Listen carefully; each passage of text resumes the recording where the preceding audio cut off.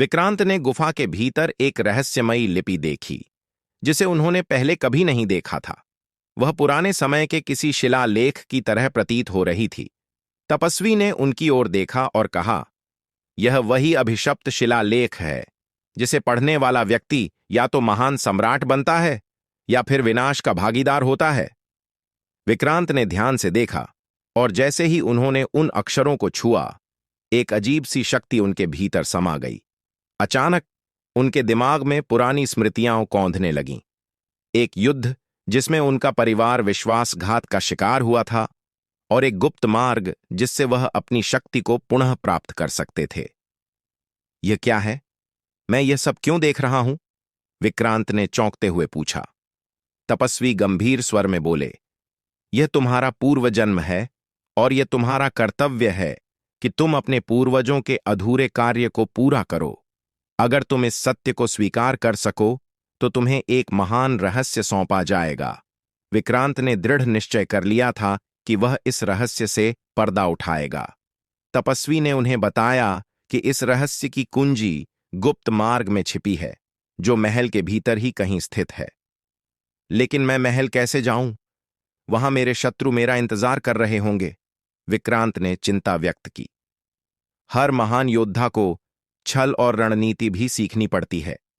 तुम्हें अपनी पहचान छुपाकर जाना होगा, तपस्वी ने उत्तर दिया।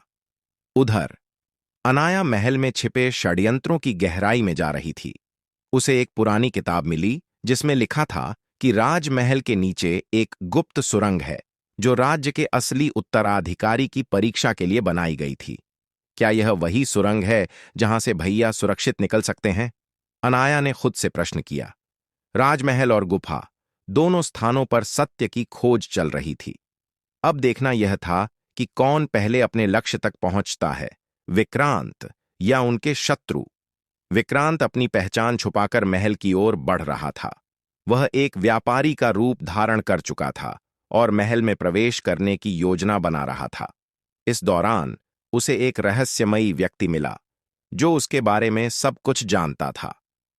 तुम्हें यहां नहीं आना चाहिए था, युवराज, उस व्यक्ति ने धीमे स्वर में कहा। विक्रांत चौंका। तुम मुझे जानते हो? हां, और मैं तुम्हारी सहायता कर सकता हूं, लेकिन इसके लिए तुम्हें मुझ पर विश्वास करना होगा। उस व्यक्ति ने एक छोटी सी पांडुलिपि विक्रांत को दी। इसमें वह गुप्त मार्ग है जिससे तुम महल के भीतर पहुंच सकते हो। दूसरी ओर अनाया भी गुप्त सुरंग में प्रवेश कर चुकी थी, लेकिन जैसे ही उसने द्वार खोला, सामने एक छिपी हुई सेना खड़ी थी। तो तुम यहां तक पहुंच ही गईं, राजकुमारी, सेनापति रुद्र ने मुस्कुराते हुए कहा। अनाया ने पीछे हटते हुए देखा कि सैनिकों ने उसे चारों ओर से घेर लिया था। रुद्र की आंखों में क्रूरता झलक रही थी।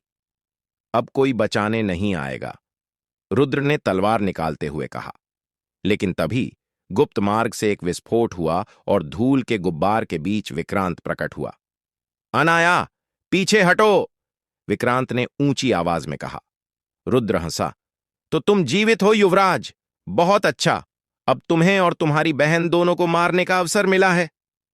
विक्रांत ने अपनी तलवार निकाली और रुद्र की ओर बढ़ा।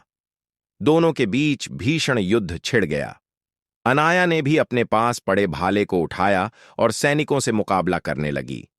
युद्ध क्षेत्र में तलवारों की टकराहट गूंजने लगी और सिंहासन के लिए अंतिम संघर्ष की शुरुआत हो चुकी थी।